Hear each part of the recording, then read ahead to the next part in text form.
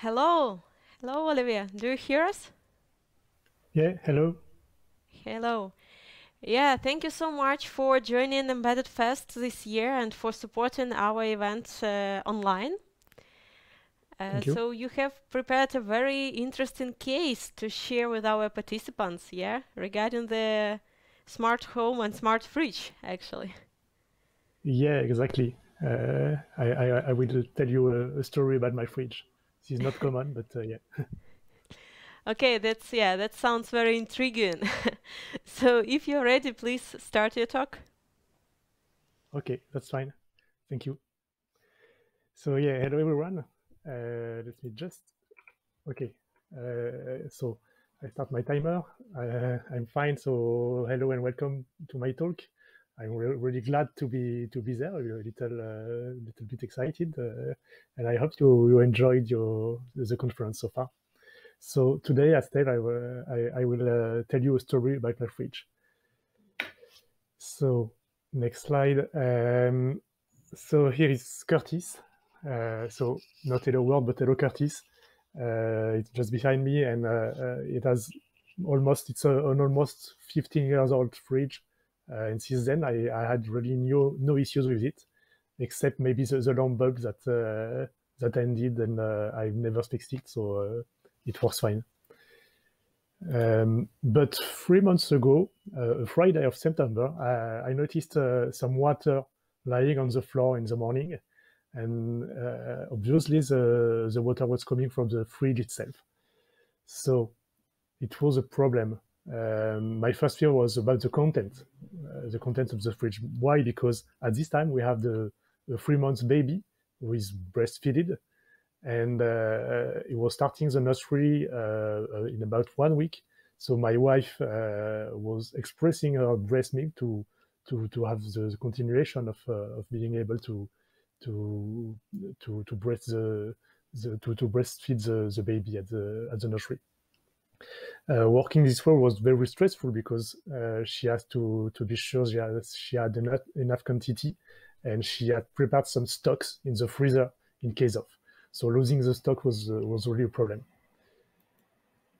So hello, I'm Olivier Clorec. I'm working, as said, as DevOps engineer consultant for Publicis Sapient in France. And so Publicis Sapient is a company that is specialized in digital business transformation. So you see, I'm not working really on embedded systems, but on my spare time, I love to hack some tiny devices for automation, home automation, and some gadgets.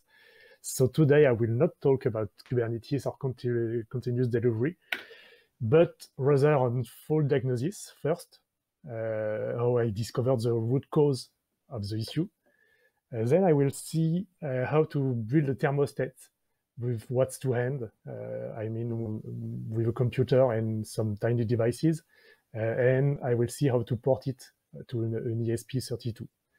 So as you know, for this kind of project, you still have lots of pending improvements and a long to-do list. So I will tell more about it here. So let's start with the fault diagnosis and how I guessed what was wrong with the fridge. So the fridge is obviously not working since a few hours when I see the problem, and I want to know if there is a specific component that is faulty and responsible of this issue. So what could be wrong? From my knowledge, in a fridge, there is a compressor. The compressor that at least you can hear it when it starts. The compressor is triggered by the thermostat. When the temperature is getting too high, the thermostat will trigger the compressor, so it makes them cold and gets the temperature right again. And then we have external environment upstream. You have a power socket, electrical board, etc. So I have to test those components, and I will start with the power socket because the power socket is easier to test. I plug a phone charger, and I noticed that everything was good. So okay, I can consider that the power socket is not the failure. Then opening the top hood, I can have it here, but I think the picture is quite fine. In the top hood, I have two components. that are the thermostat and the buttons that are not here currently. So the push button for the door is responsible of actually the lamp to have a bulb in the fridge, and since the bulb is not working, I can't say if the push button has an issue. So what I do at the beginning is testing the push button and the thermostat.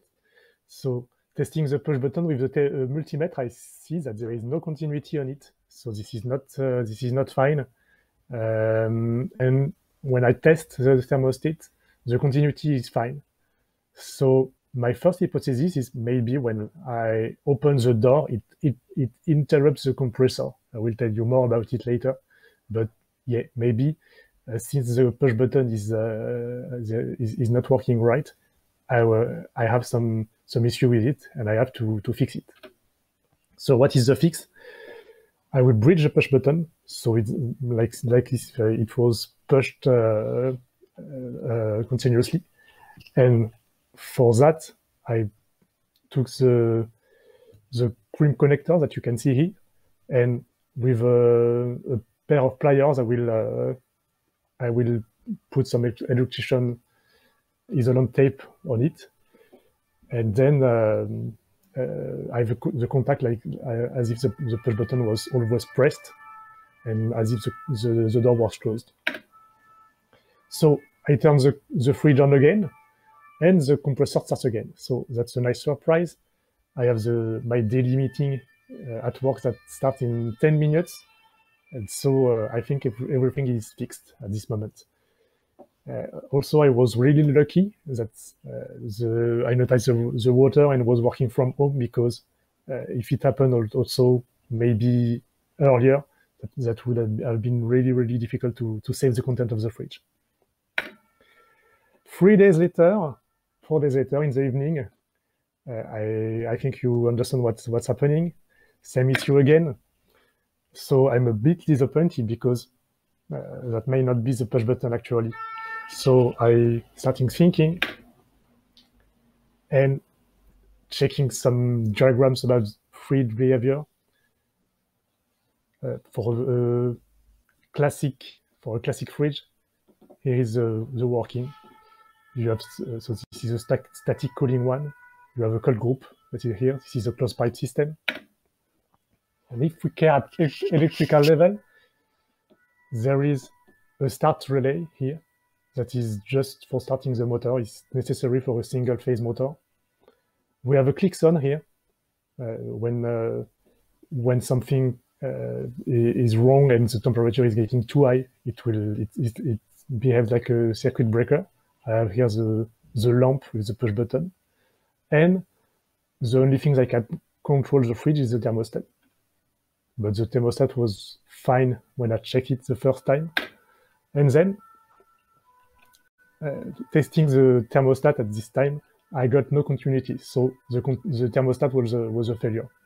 So like I did on the push button, I bridged the thermostat, and then when plugging the fridge, the compressor turns on, and in a permanent way.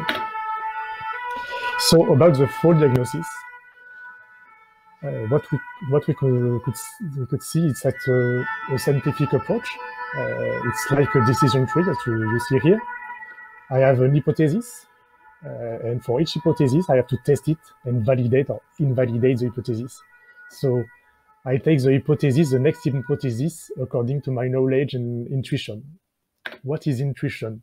About intuition, so this is, to my understanding, a sum of tiny stuff that seems really minor, but to bring together like experience, life, and theoretical knowledge, and that will influence your decision making.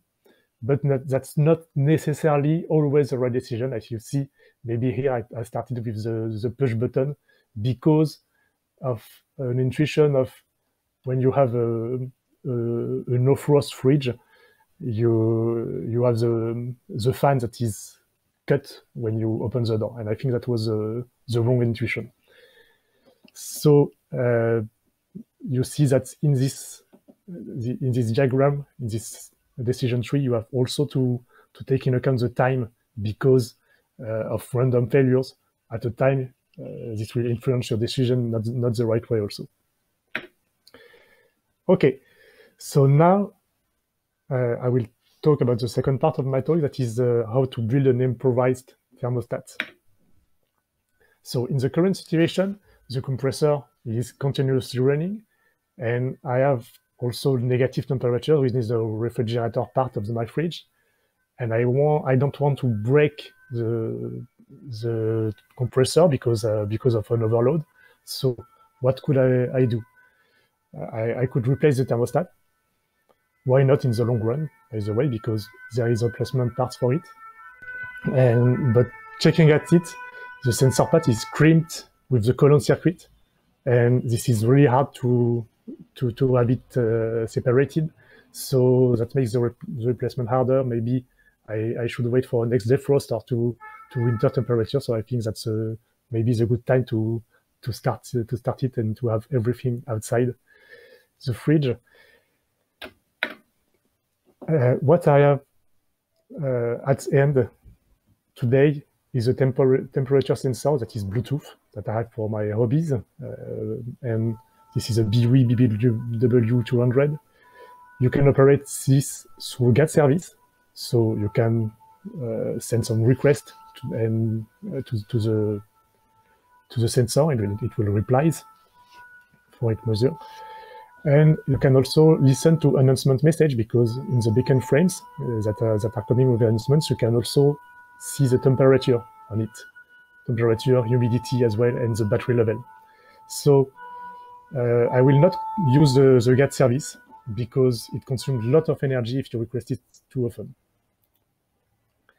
What I have else, I have a smart outlet IKEA, trade-free, that is connected to a Philips Hue network. So Philips Hue is a network for light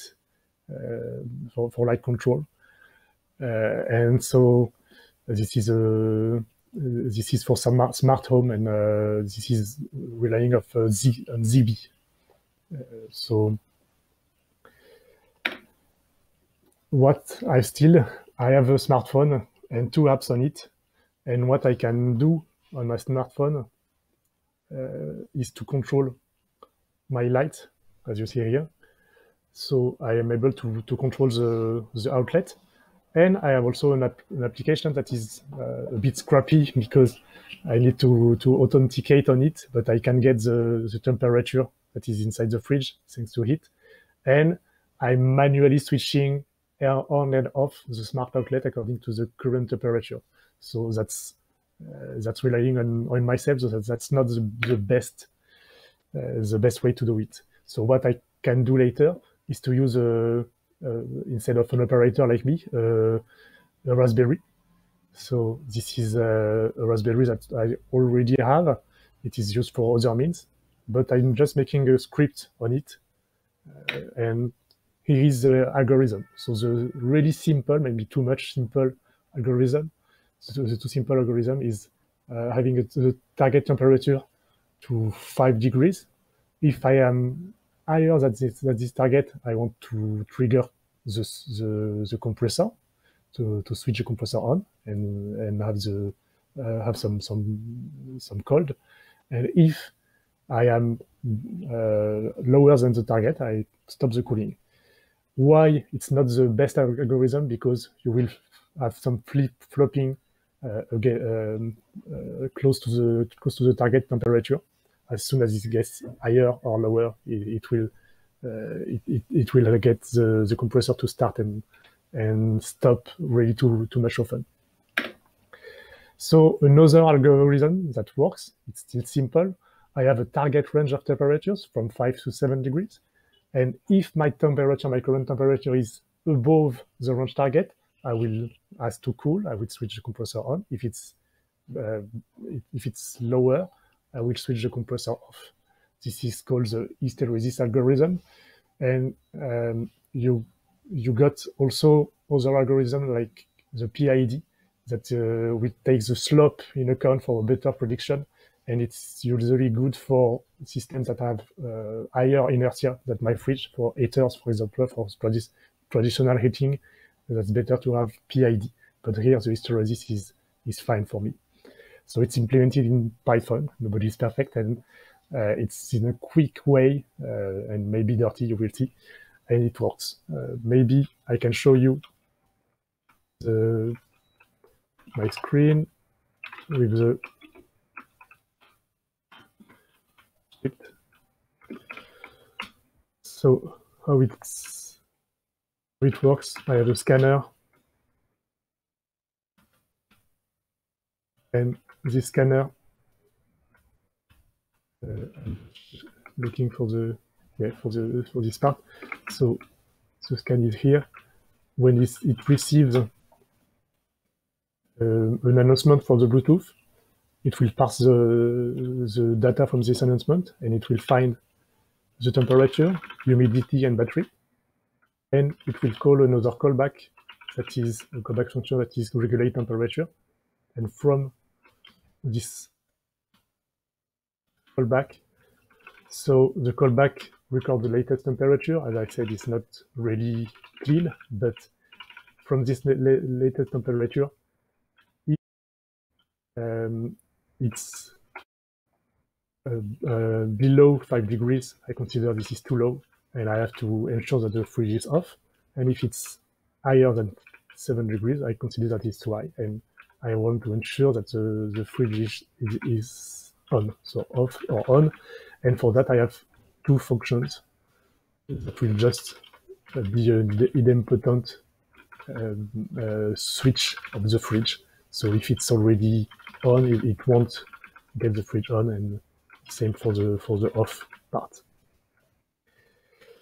So that's it. I won't demo how it works, but it was working quite well when I had to better than the manual working like before.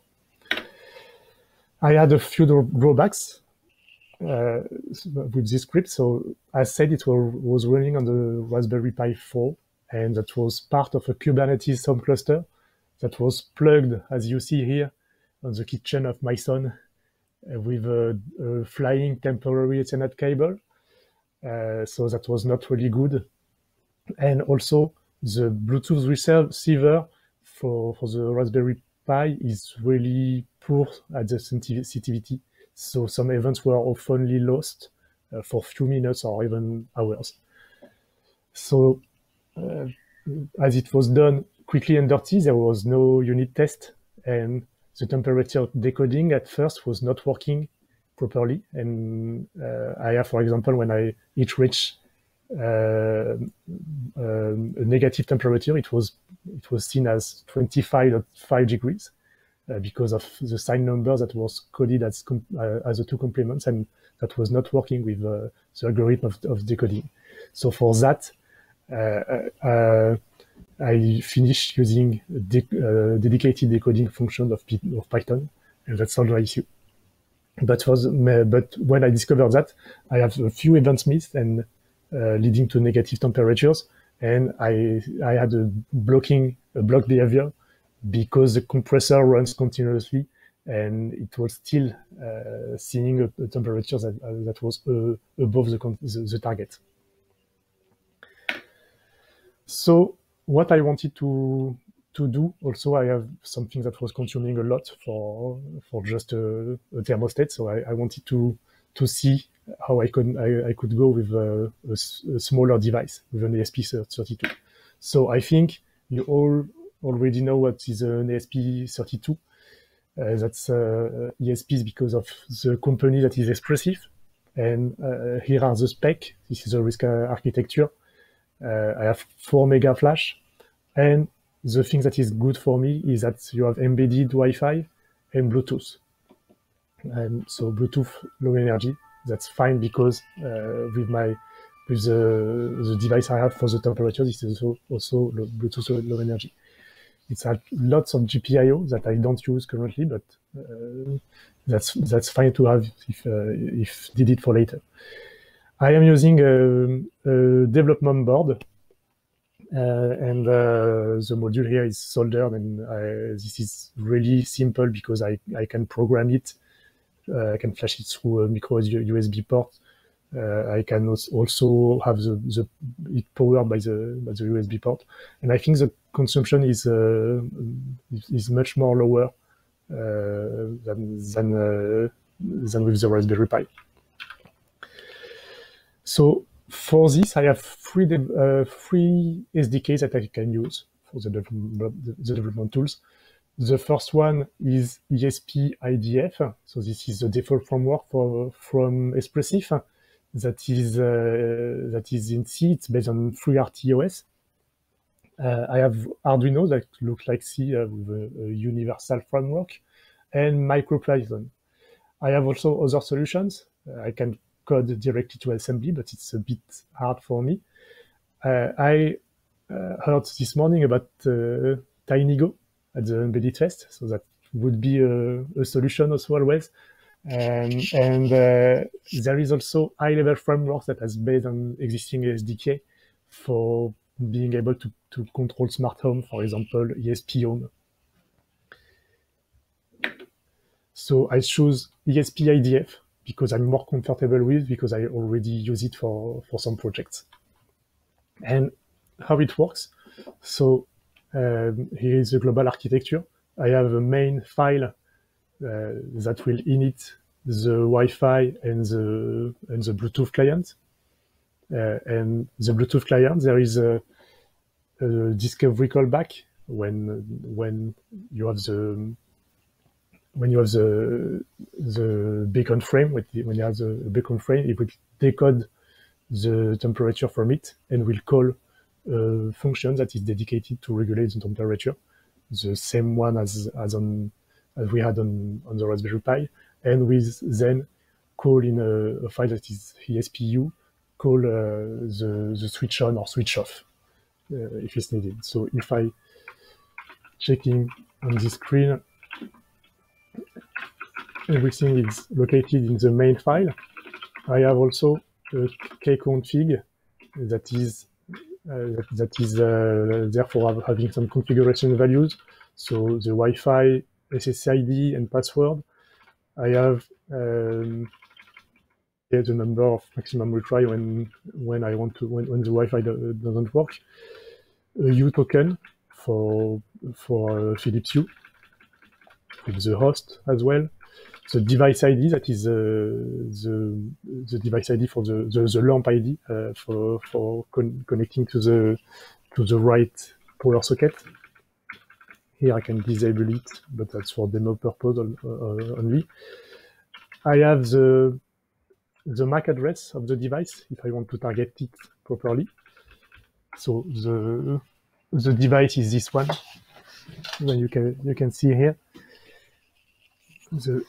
for the temperature, and then I have the minimum temperature target, the maximum one, and I will tell you more about this one at the end.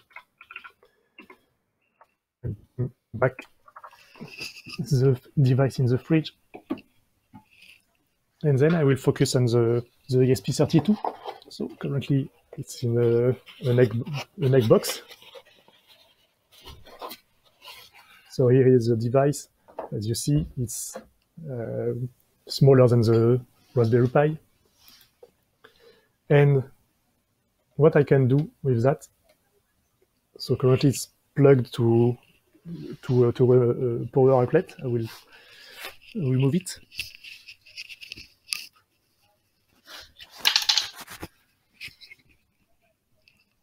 Okay, back to the mic, sorry. And I will plug it. I will plug the USB port. So I will show you how it works.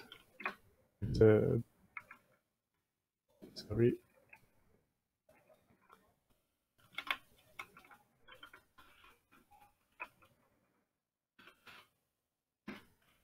The SDK. So I'm starting the menu config first.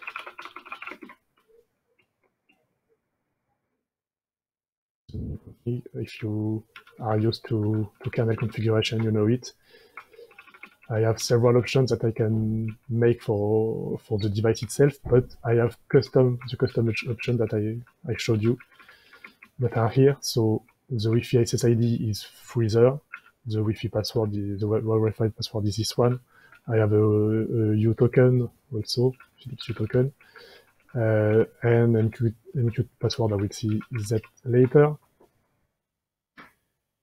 And when everything is saved, maybe what I can do there, I will just modify the target temperature. So I'm waiting for it.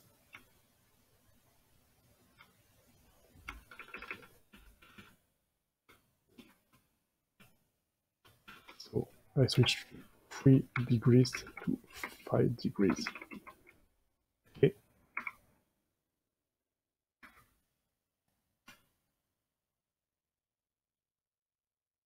And then I will build the firmware.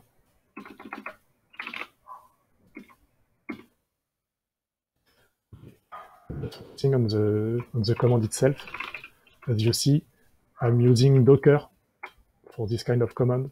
So I have an image here that is the image from the official image from Espressif IDF, with the release here and the command here. So I just have to pass through my project path, and it works with Docker. Why I use Docker? Because the behavior is reproducible. I know that on every machine with the same repository, I will have the same behavior, rather than having something that is really custom and tied to my machine.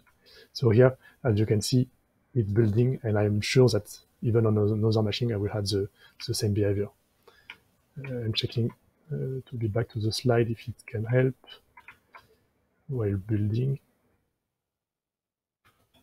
Currently, the device is still not used for flashing, but you will see when built that I will add something in my command to be sure that that the device is forwarded to the Docker container.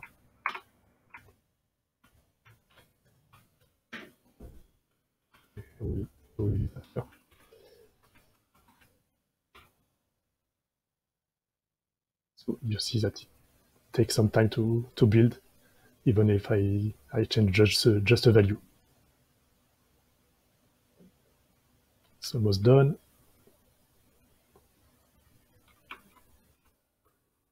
So it tell me the command to flash it. So yeah, I said I have here the port that is forwarded.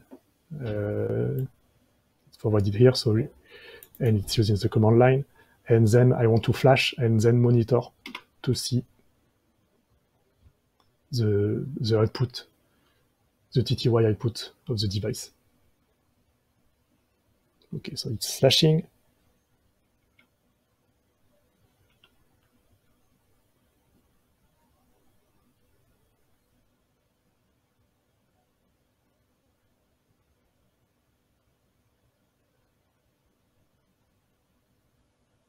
And it starts.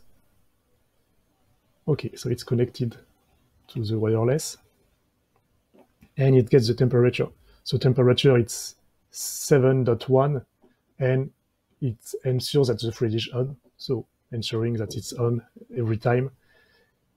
The only thing that that I could do maybe is to turn off the fridge and see that it will bring it on. But yeah, it works. I think we can see that that it tries to put the fridge on, and we can hear the compressor has started.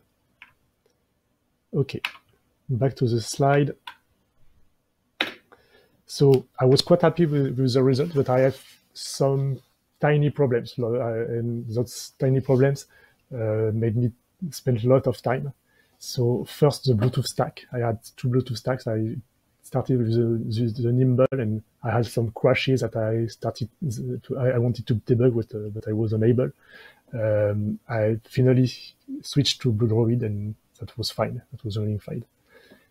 Then the partition table. The partition table was not sufficient to use so many modules that I needed. I needed Bluetooth, Wi-Fi, and HTTP client stack. So I have 4 megabytes available, but the app partition by default is 1 megabyte. So I needed to tune the partition table to remove the useless module, but I think that was easier to do it with tuning the partition table. Then I got a Stack Overflow on the Bluetooth callback function, the BTC Tosk, and it was quite hard to guess from where it was coming, but actually I created a dedicated Tosk because I needed higher memory for the stack when calling the HTTP client. Then I have some, this is still an issue, I have some Wi-Fi that breaks after a few hours or days. I have this message, it needs some restart, and it's related to having both Wi-Fi and Bluetooth coexistence. Because this is, when you have Wi-Fi and Bluetooth coexistence, this is on a time-shared base, and I think for it, I would need some better error management, like a watchdog that will restart the module if something goes wrong. So yeah, reliability was not always good, and also when I have some error warning message, this is hard to understand for the consumer like me, or to debug, because this is really low level and I'm not used to. So comparing the solution between the Raspberry Pi and the ESP32, for the setup, the ESP32 is ready to go because the SDK produces a firmware. I just have to send it, and if I have the SDK that is ready, this is really fast to set up. If you want to set up a Raspberry Pi, you have many steps. You have to set up the OS. You have to. It takes at least 1 hour. So this is not really well for embedded. Maybe you have some framework, but I don't know about it. For the feedback loop, the for Raspberry Pi was really perfect because this was very short. This with a script. Here, this is short for smaller depth, but it can take long if you have to rebuild everything like I showed you. So I think maybe an alternative would be something like MicroPython, where you can also just drag and drop your code.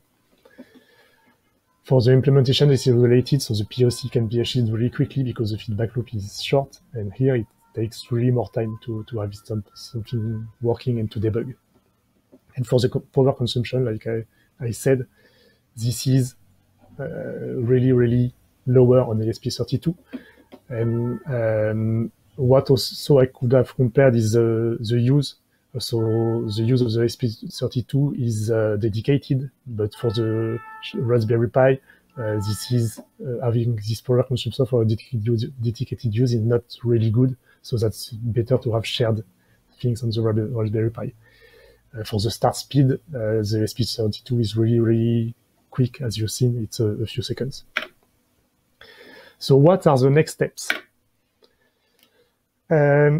So the next steps could be having a smart fridge. So if I push from the module, I publish some metrics that I have. I can publish the temperature, for example, to an MQTT broker like Mosquitto. I then can consume them from Home Assistant, for example, that is a smart home solution. I can consume them also for a Prometheus exporter that reads MQt and scraps them with a Prometheus and displays them in a Grafana, for example. So, by the way, I already did it. I implemented part of it. I have the MQt publication that works. I implemented it 3 weeks ago, and I can show you on the screen. Yeah. So this is not very clear because I had a spike when I had my temperature device out, but you can see here the temperature, the humidity.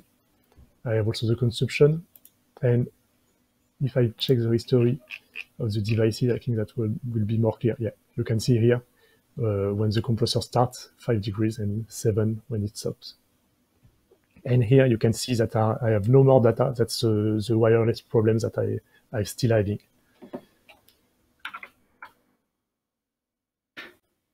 So what I could imagine for later, maybe having smart features like this one. I want to trigger a silent mode with the compressor not working all the night. Why? Because I have sometimes some guests, and if I want them to sleep in the living room that is just near the kitchen, I may want them to have a silent night and not having the compressor running for all the night.